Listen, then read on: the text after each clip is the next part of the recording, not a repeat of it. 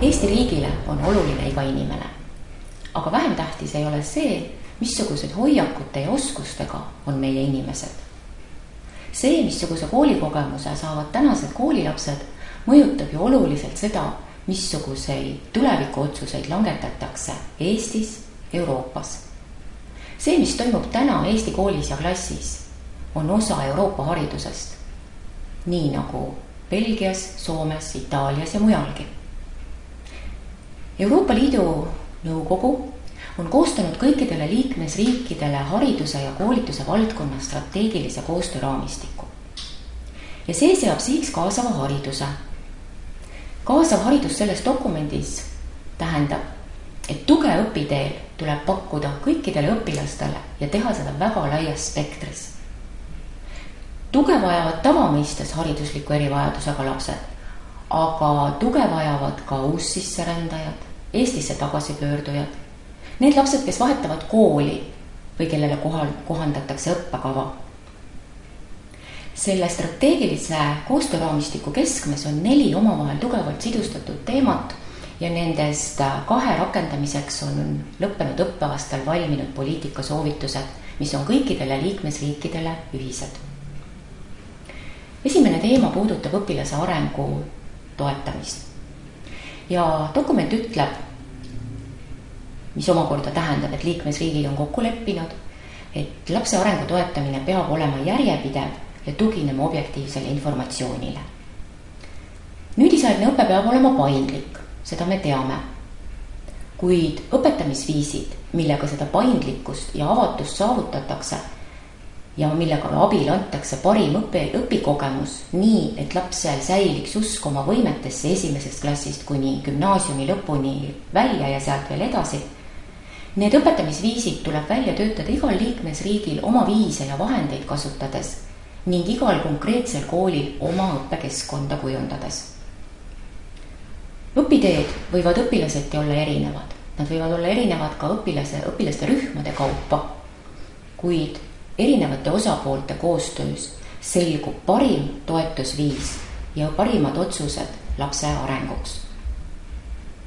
Igasugused juhendmaterjalid ja metoodilised soovitused on kahtlemata hästi vajalikud, kuid see sinane raamdokumentki ütleb, et õpilase arengu toetamisel ei ole ühtset mudelit. Iga lapse areng on unikaalne ja selle toetamine on hariduses rätsepatöö.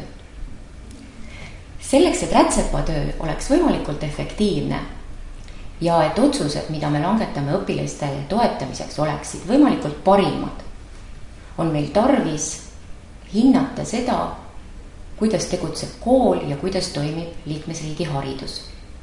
Kvaliteedi hindamine ei ole ei Eestis ega üheski teises liikmesriigis eesmärk omaette.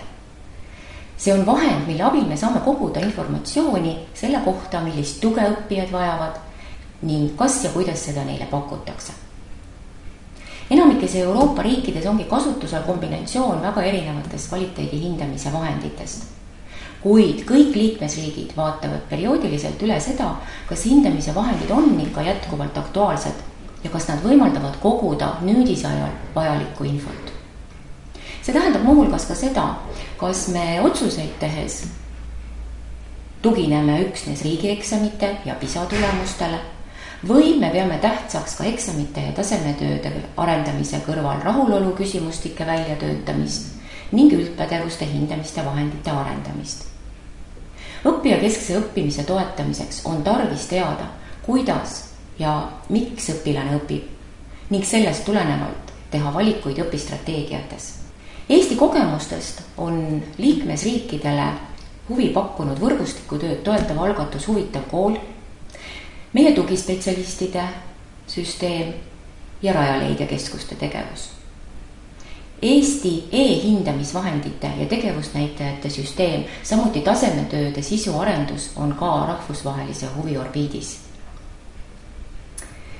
Ülejäänud 2 teemat, millega Euroopa Liidu Nõukogu juhtimisel tegeldakse ja mis on seotud kaasava hariduse rakendamisega ja mille kohta liikmesriikidele on ka välja koostamisel raamsoovitused, on seotud koolijuhi ja õpetaja professionaalsusega ning koostöövõrgustike mõjuga haridusele.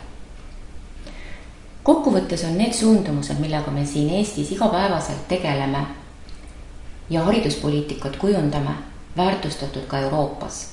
Eestis toimuv annab väga olulise sisendi Euroopas toimuvale.